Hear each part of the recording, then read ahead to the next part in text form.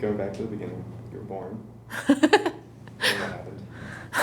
I got sick like shortly afterwards. Okay, so I was born in this industrial hellhole in Russia called Dzержinsk, named after the guy who invented the secret service, not the secret service, but the like the horrible secret police that the communists had. And it lived up to its name. It was like super, super polluted. I think it was in like the top 10 most polluted cities in the world. And I got pneumonia from chemical poisoning, like when I was 3 and then when I was 1. And I think the second time I got sick was when my parents like kind of took a hint and moved the hell out of there. And so I grew up in Kiev, Ukraine, the USSR, and that was amazing. It's like, yeah, one of the best cities in the world. And then my parents' friends started moving to the United States. And they were like, there were people that they had been friends with since, 8th grade or whatever, and so they couldn't live without them, and so they all started moving, couple by couple. And we had, my great aunt had immigrated to the United States in like 1978, so we had a sponsor, and so we moved like my entire family. However, because my parents worked at like, I don't even know, like a chemical weapons facility. I'm not exactly sure. They wouldn't let them out of the country. Usually it's hard to like get America to let you in. But this time the USSR wouldn't let them leave. So we actually left without my mom, and she joined us later. And on the way over, I lived in Austria and Italy, like while we went through all the interviews with the American consulate. And we left as refugees, so that was the only way the USSR was gonna let us leave.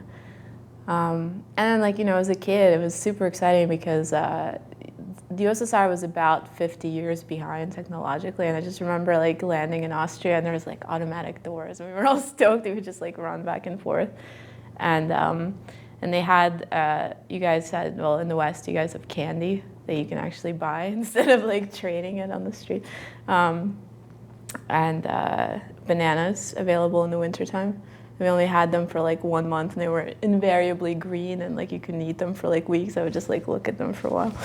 So yeah, so that was 1989, and I remember like when we in '89 when we were already in the States and the Berlin Wall fell. We were like, damn it! No, I'm kidding. We loved it.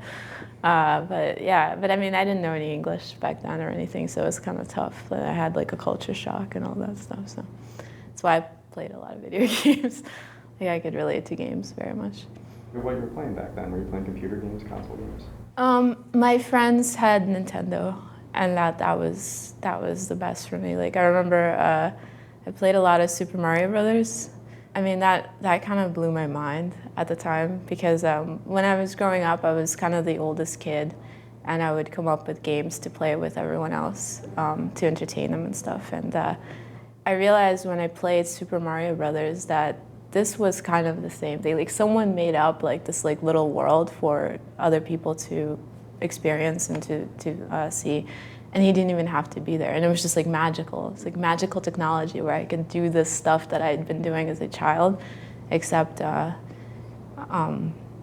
all this amazing art. Like it seemed like the presentation was way better than kind of trying to convey something to another kid.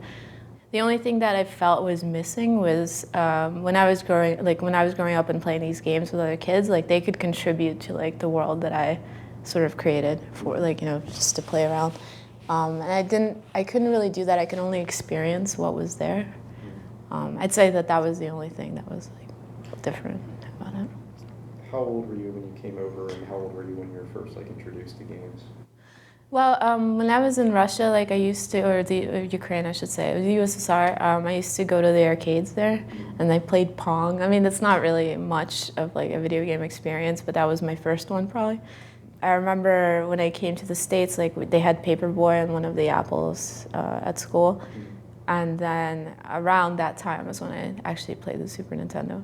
And it also blew me away that you could play it on the TV. You could watch a show or you could play Nintendo. You know? So I was 11 at this point. And yeah. Did you make the decision then that you wanted to like learn how to make games and program, or was that something that came later? Yeah, no, I mean, I think, well, I knew that I wanted to be part of it, but I didn't know in what capacity at the time. And then I sort of, I drew a lot. Like, I really, like, I used to pause, like, Disney cartoons and draw from the screen or whatever. But what I found magical about the whole experience, I realized was programming. Like, it was, and it's very player-facing programming, like gameplay programming. And so that's sort of that was, like, my dream. I got my dream job somehow, basically. You went to school, like, were you self-taught, like? No, I went to school for computer science at Rutgers, and they didn't have any game program.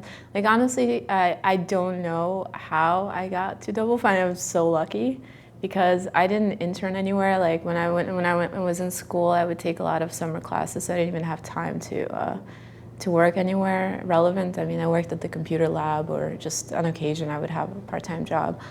But I just knew a lot of people who were very interested in games, and we used to play them together a lot. And then they slowly got into the industry, and just through references, basically somebody gave Tim my resume, and then he like grilled me for months over email, and then he was like, well, I don't have any more questions for you, why don't you come down? And this was during Psychonauts? This was during Psychonauts, yeah. I think they were, so the way that, from what I understand, the way that the company was sort of formed, and it was that the company was formed and Tim already had the idea to do Psychonauts, but it was just like him and maybe a person or another person, not enough to actually make a game. And so slowly the team kind of grew to a point where they could actually make an engine from scratch and, you know, do a lot of the assets and all this stuff. Like, it was an undertaking. And so while it looks on paper that Psychonauts took 5 years, you have to take into account the founding of Double Fine and doing all of that setup as well. So, yeah. What did you like about Tim's games? The thing is, it took me a while to learn English. And so I would like watch my friends play. I played Grim Fandango. That was like the one that's really, really memorable. It really stands out. And I just remember how much attention to detail there was for like every single element, like how creative everything was. Like, I remember the logo would turn, like it would be a LucasArts guy, and he would turn like into a skeleton and stuff. And like, I remember even that much, I remember like being, whoa, that's so cool. They're so creative over there. And the writing was really tremendous, and just the idea behind the world I thought was really inspired and really interesting. Like, on a level where some of Terry Gilliam's like animations or films were, like, to me at the time, that was like kind of a big deal for me. And so I felt like I had found some other super special thing that maybe not a lot of people knew about, and that was grim. Yeah. These adventure games are so like text heavy. Was that language barrier thing an issue? I didn't get jokes for a long time just because I just didn't have the context enough. English uses a lot of idioms, and, you know, it's almost like the whole language is like an inside joke, or some of it's, you know, the funniest things to appreciate about it are just, you have to know a lot in order to get it. And I just, you know, I knew simple things, but I didn't, it took me a while. But even beyond that, you still found a lot to appreciate in there. Yeah. Yeah, I mean, by the time I played Grimm, I had a grasp on English, like, well enough that I could really appreciate the writing and, like, the story and everything, yeah. Even the jokes. Run, you pigeons! It's Robert Frost! And I thought that Grimm actually had, it did some, you know, sort of like film noir, and it did it well. And I thought that was pretty rare, too. So, yeah, I mean, there's a lot to like about it. It was like a beautiful blend of, you know, kind of a serious and dramatic exposition, and then also really great funny elements. And like a lot of the funnier bits come from just the player's interaction with the world. you know, like you get this idea sometimes, like, oh, what if I do this? The designer probably hadn't thought of it or something, and then you hear some response or something actually like animates this. You know, you get an Easter egg. It feels like, and you have this feeling that, like, man, like someone thinks just like I do, or like, man, I can't believe this game must be tailored to me because you know it just did the exact thing that I wanted it to, or like did something that, or responded to something I wanted it to. What did you find yourself doing when you came out for Psychonauts? So the very first thing I worked on actually was, so we had this character called Boyd, who was extremely paranoid, like schizophrenic, and he would rant about things. So actually Boyd, I don't know if I'm allowed to talk about this, but I will anyway, but we had this guy in real life at Double Fine who would come, and he sort of like, I don't know if swindled is really the word, but he would come and sweep our front steps for $10 every Friday. And he was kind of ill, and he would talk to Tim, I mean mentally ill, he would talk to Tim a bunch about like he was paranoid about there being cameras installed everywhere. And he's like, man, it's the optics. And like, you know, he would like point at like a telephone pole to describe like, yeah, they're listening to us right now. And et cetera. And I mean, it was crazy. And there's a lot of really crazy stuff he would talk about, including how like they've implanted something in his skull and like, et cetera. And you may recognize some of this because Tim would run back to his notebook at the office and write down like as much of what they had just talked about as he could remember. And so one of the first things that I worked on was he came up with this like little state machine of like constructing sentences on the fly, and I implemented that for Boyd's conversation. And it was just, you know, it was an actual state machine of pick a noun, pick a verb, then pick this little phrase to finish it off. Or I mean, it was pretty, you know, it was a little bit more complex than what I'm describing, but yeah. Oh, right. And I know they signed a secret treaty with the squirrels. How long do they think they can hide that? You can just stand there and listen to him for a while because, you know, while it goes through all the permutations of, you know, his dialogue and stuff. So, yeah. The awesome thing is I wrote that almost immediately after I was hired, and we never had to change it. It's like, so yeah, no, that was cool. And then I also worked on some of the birds and like some of the like that. So that was one of the initial things. We started kind of working on the asylum part of Psychonauts. Eventually, I went on to do Milkman, Boyd's level. Each gameplay program was assigned a level along with the world builder. So like, you know, they took care of a lot of the art side and platforming, and we took care of a lot of the puzzle implementation, dialogue, anything that went through the level, or providing any tools that world builders might have needed for some special like physical platforming section. And that included like designing puzzles even. Like Tim gave us so much creative freedom for like, you know, the little bits of levels that we occupied and stuff. Like we initially came up with something a little bit more, or a little bit more sane looking, I should say. It was just, you know, slight curve, like, you know, just something that still looked like a neighborhood, like a normal neighborhood, and it was just not as interesting.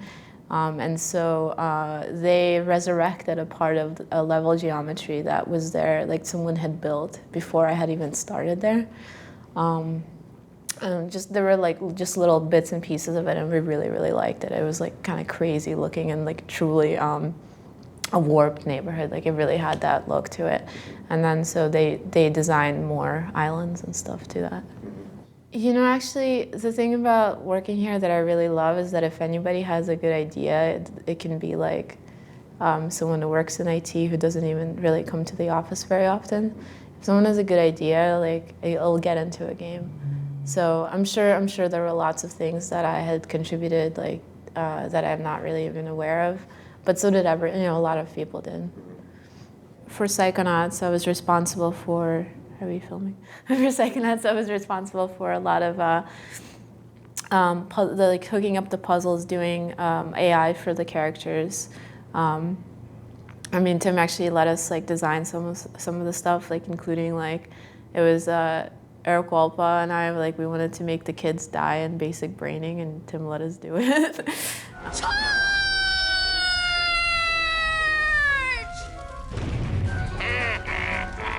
It seemed really funny at the time. You know, like little things like that. And it's also maybe implementing some tutorial stuff. A lot of dialogue integration. We actually did cutscenes ourselves, like for the gameplay programmers did, like where the in-game cutscenes we did, and then an animator just went through and just polished them up a little bit. Hello, I'm recruiting for the army of Fred Bonaparte, and... Go away! Fred Bonaparte has forgotten the people, and we have forgotten him! That was really cool. You know, like you could, you know, actually frame a shot, and like we had this library of animations we could use, and it was just really fun. I mean, I did some work on boss fights as well, and just basically the stuff that is very, very player facing, right? For Brutal Legend, I did AI for units and squads and battle formations, like as they go into battle, and like giving orders, things like that. I worked on a lot of the co-op attacks. I think they're called double teams. And then I transitioned because we started working on multiplayer, which was all very much like AI and like systems work. And then I transitioned to doing the single player campaign. So I worked on the demo and like those intro, those first few levels. And yeah, it was just, you know, putting a lot of like the elements of missions together. Like I did the mission system, again, the dialogue system, things like that. It's whatever kind of the game calls for. Like on Costume Quest, I did all of the overworld systems implementation and all the puzzles and things. And there was, because we had a much smaller team, and there was another programmer who did the battle parts. For Once Upon a Monster, it was, you know, I was responsible for certain chapters of the book, or portions of other chapters, or like, you know, if there's really similar gameplay, like I was kind of like the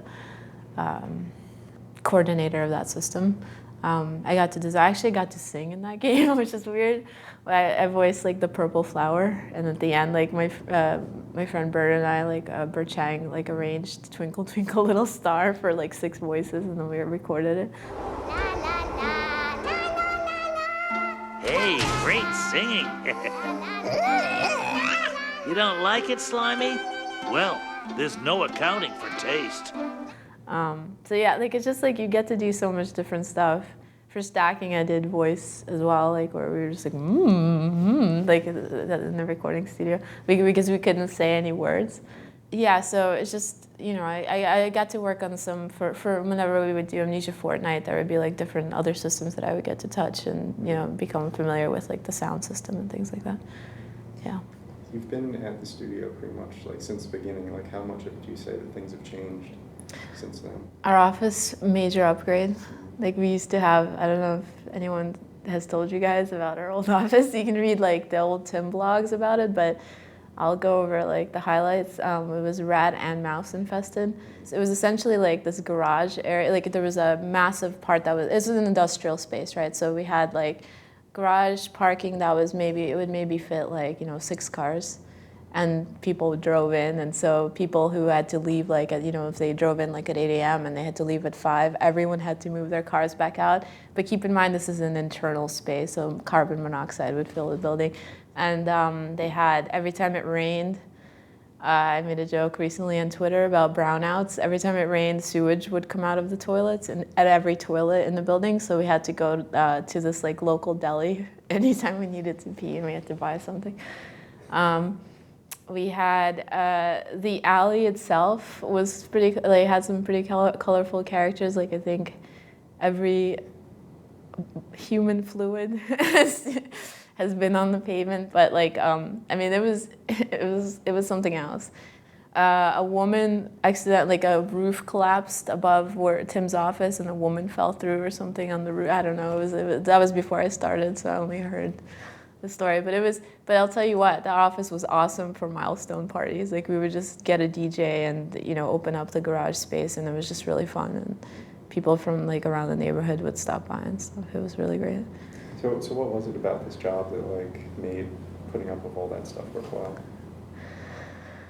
Well, what's weird is you actually, believe it or not, it like builds camaraderie to have this happen to you all the time. Like you for some reason, you just form these really close relationships when you go through hardships. They're really minor, to be honest. Like that's not, I mean, our particular office didn't have rats or mice. Maybe if they did, I would feel differently about it because I'm very scared of rats and mice. But it was just funny, you know. It was just like whenever something like that happened, it was like such a Mickey Mouse operation, that building, that we were like, it was almost charming. Like, it had a charm to it. How do you feel about the direction the studio's gone in, stepping away from like those big multi-year projects? Well, okay, so the big projects typically took a very long time to produce, and there's no, if you were kind of burned out on something, like you had nothing, no recourse, right? So now you have, first of all, the projects, the timelines are much shorter, and you know, even if you're, for whatever reason, you're not excited about one particular project, you can always move to another one. I don't know how exactly to put this, but I feel like because we have released so many games that are up to our standard over the past few years, that people trust us more as a studio, that we kind of have it figured out. We know how to, like, they can see it's like, okay, these guys know how to make games, you know, or like Double Fine games or whatever, but like they know what it's, you know. And that makes it sound like Double Fine games aren't amazing, but I think they are, right? But it just means that